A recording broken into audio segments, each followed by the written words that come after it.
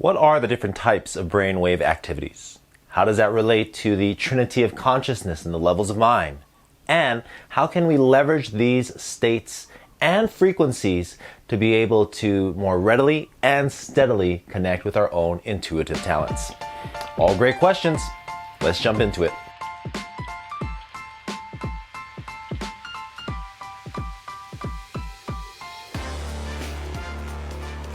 Welcome back, adepts and initiates, to day 6 of Applied Intuition. Before we get started, go ahead and click on that subscribe button to stay in constant contact with all of the great content coming out on this channel. You know, I was having a conversation with a client and we're looking at identifying patterns in sleep and rest. And looking at, prior to going to bed and subsequent to waking up, what's actually happening in those two areas and arenas, because that can actually dramatically and drastically affect a person's day. So specifically right now we're talking about pre-sleep rituals, the 2 hours prior before going to bed. What's happening? And the feedback that I was getting is that she tends to watch videos, TikToks or Netflix, and the nature of the things that she's watching is more, it's like action and fighting and so on and so forth. And so as we're talking about that, then next question comes in is, well, how quickly are you able to fall asleep?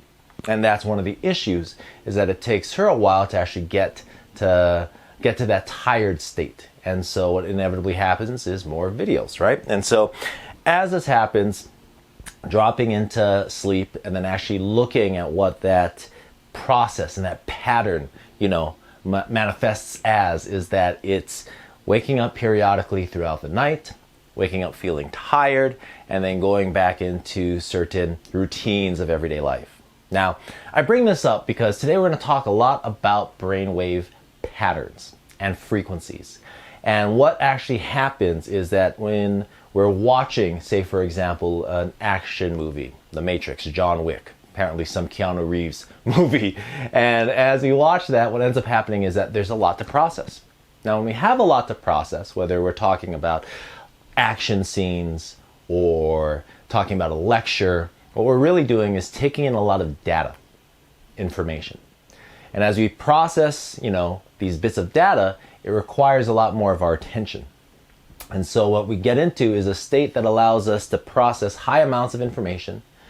However, in that same conversation came up the idea of having too much information to process. Right? If we go to a concert or we go to a gaming center, there's lots of sounds and sights and smells, and it's sensory overload, and that can do a number on our nervous system. Now, the thing is that most of our lives are lived on screens, right? You right now watching this are watching it on a screen. And so we get in a lot of information, and that tends to keep us in that state of mind or brainwave frequency that needs to process data. So when we actually look at a pre-sleep ritual and dropping our energy down, dropping our systems down, letting our nervous system actually decompress, that's a whole nother thing. And what we're going to be talking about today along those lines is along the concept of carrying on from yesterday, coherence, right?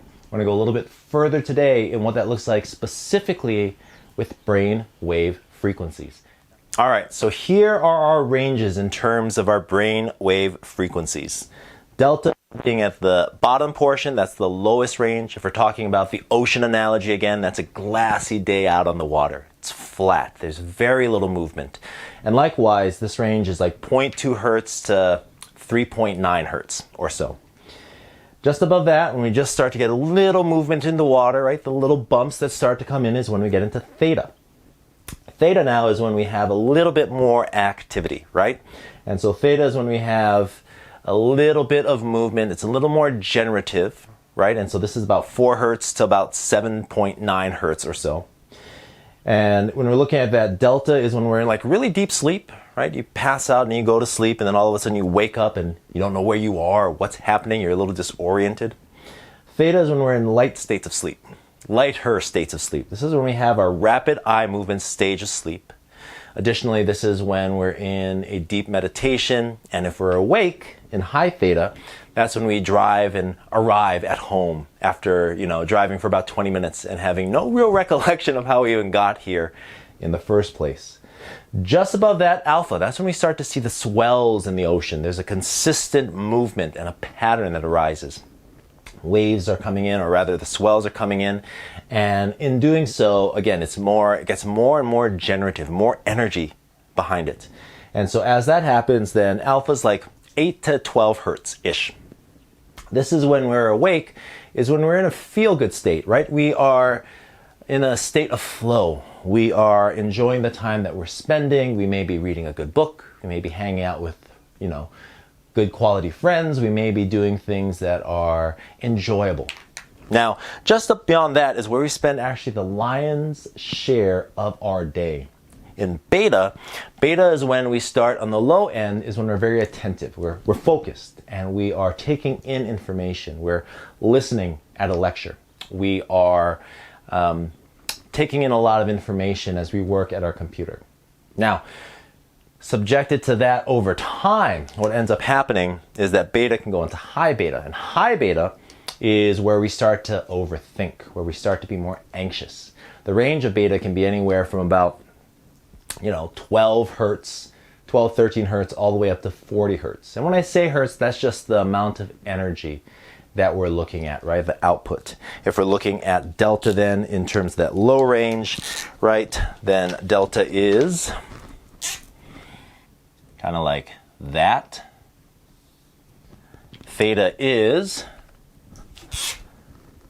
just a little bit of a bump. Alpha then starts to come in, higher peaks, lower valleys. Beta starts to come into play, where it gets to be a little bit more erratic. Gamma is something else entirely. When we talk about the superconscious mind, gamma and these brainwave frequencies is where effectively that is at. Now, the thing about that is that has a much higher, bigger, and more vast range than all of the others, because this goes from about 40 hertz all the way up to the highest threshold, which is around 200 hertz. At that point, that's when we have sensations of being at one with the universe, seeing God and angels, and we have these, really revelatory experiences.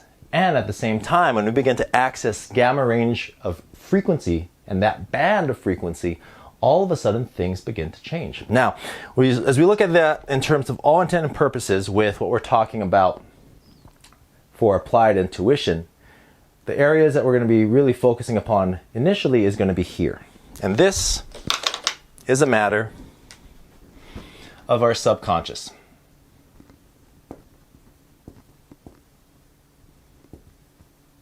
This being an oversimplification, but for all intent and purposes, we're going to be engaging with our subconscious mind from about mid-range alpha down. Beta, that's our conscious mind. Right? And as we referenced yesterday's talk about the trinity of consciousness, this is where all of that's going. Gamma gets to be in that arena of our super conscious mind. And so we're going to be interacting with all three of these overall in terms of our experience with applied intuition. However, what we're going to be starting off with initially is going to be these aspects within the subconscious mind, and then ultimately spending the majority of our time being able to access things through our intuitive talents and faculties around our superconscious mind as we get information from those gamma range frequency bands. Okay? So again, delta is lowest, theta just above, alpha is just generally a good place to be. It's where we feel good, we enjoy ourselves, we are joyous. Beta is by and large where most people are at. That's the course of our day, and yet we can recondition that. And then gamma. Now, the thing about this is, how does all of this then begin to tie into the whole concept of coherence, right? Because coherence, as we mentioned, is the balanced and harmonious relationship within inside of ourself. Now, As we talked about that balance piece, that's the masculine and feminine, that's the left and right hemisphere.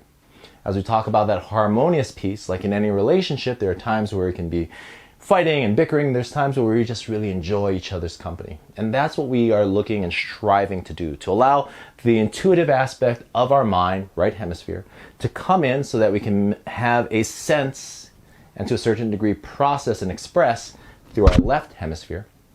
And in doing so, it requires us to be able to maintain this state via these different brainwave frequencies. Well, what does that mean, right? By and large, most of our world is structured and has a certain movement to it, right? We wake up at a certain time, generally speaking. We have responsibilities, we go to work, we tend to our children, and there's a certain structure that that day has. There's nothing inherently wrong about it. However, as we talk about it, what ends up happening is that we spend so much time within this box, whether we're talking about our schedule or we're talking about our identity, which is a whole nother topic. And in doing so, we spend the majority of our day, generally speaking, in our left hemisphere. Our left hemisphere, that masculine aspect, is really good with structure, form, analytics, methodologies, systems, and fixed information. Now, the thing about that is that's very much like going to the gym and only working out, chest. You go to the gym any Monday, anywhere, any gym anywhere. Generally speaking, Monday is like chest and tries, right? You have people on the benches doing bench press. You have people who are doing, dumbbell presses or tricep-based exercises. Now, they may be really big up top. However, they also may have like little chicken legs, right? I was one of those guys for many years. And so the thing about that is that when we spend so much time in one arena, in this case, the left hemisphere, that right hemisphere we can begin to lose connection with it. And so part of it is being able to rekindle, reinvigorate, and revitalize those aspects within our right hemisphere. Because as we begin to work with both sides, the intellect and the intuition, right? The logical aspect and the imaginative pieces, this is where our genius really lies, in this coherent state. And since we spend so much time, generally speaking, within our left hemisphere, that's where we have a lot of beta wave frequencies coming in as we continue to process information and make sense of it in our left hemisphere. Now, the thing about that is we may have very much less neural activity, a lot less happening within our right hemisphere when we're not expressive, when we're not being creative, when we're not allowing more spaciousness within our lives. And so we want to be able to balance these frequencies out. And a way that we're going to do it is just by really being able to recenter our attention, to reconnect with the moment, and to be able to bring in that level of coherence within our lives. So let's finish off today with an exercise that we've been getting into, using the coherence breathing and taking it a step further and deeper in our experience. I invite you to get into a comfortable position. And when you are, go ahead and close your eyes. And take this moment just to breathe. Breathe easily, breathe normally, breathe naturally.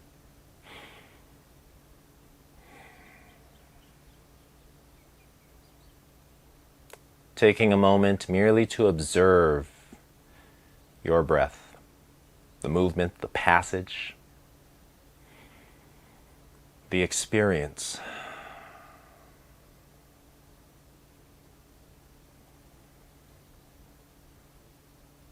Notice how it is that you are breathing, where it is that you are breathing in and from.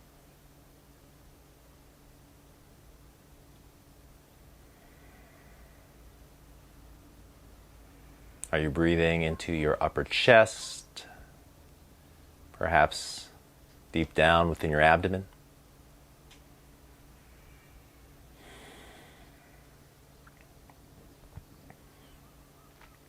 Just become aware of what it is that your body does as you continue to breathe. Noticing any thoughts, any sensations.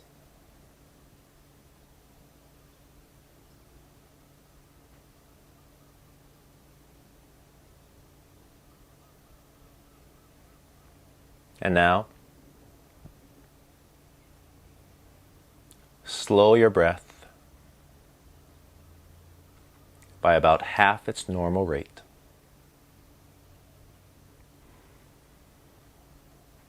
Focusing on becoming more at ease, deepening your breath.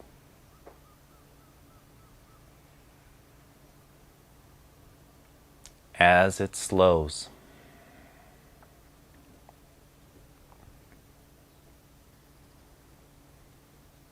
Again, simply notice where within your body you are breathing into and from.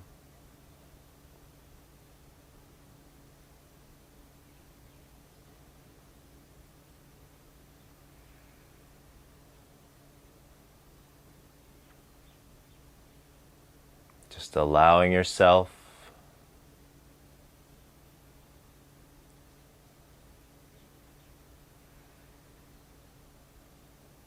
to be completely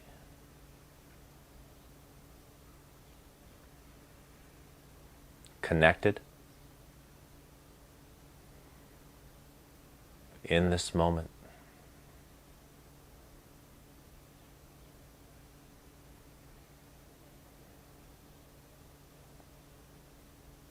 Placing your attention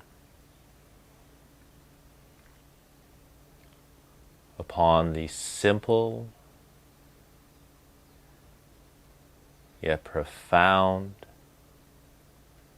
experience of breath.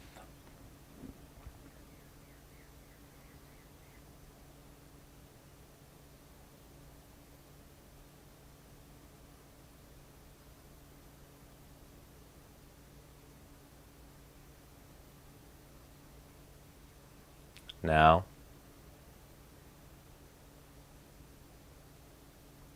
for a few moments,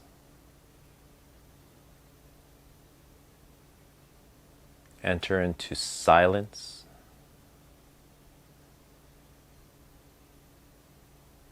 simply to behold and to be held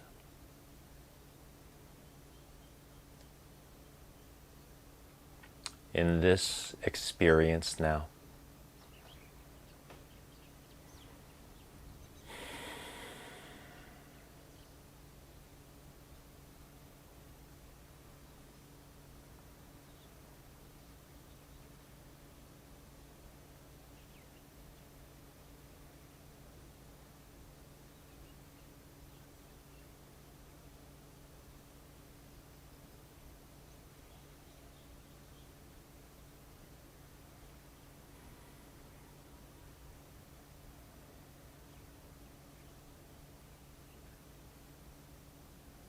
Now, breathe out, allowing all air to expire from your lungs. Breathe in, slowly, deeply, fully, now holding your breath. Exhale heavy with a sigh. One more of those, please. Breathe in slowly, fully, filling your lungs and your chest. Hold. Exhale, heavy with a sigh. And when ready, please feel free to again open your eyes and to once more engage the world around you.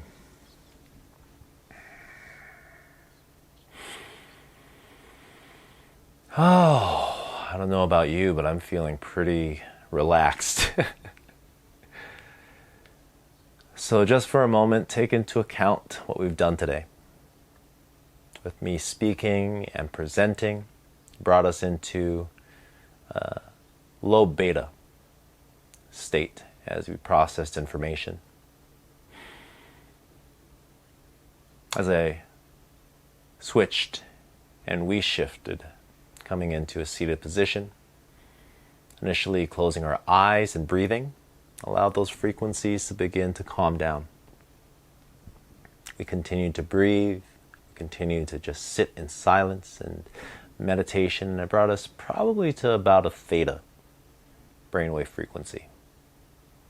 That state of relaxation, very rich and beautiful, being more at ease, very internal, with our eyes closed, especially when we dropped into silence. If you nodded off, even better, you may have gotten down into delta. In any case, this is an experience of the brainwave frequencies, and we're going to tie it more into things, especially and specifically into our intuition tomorrow. For now, though, love and aloha. Take care, and ahui ho.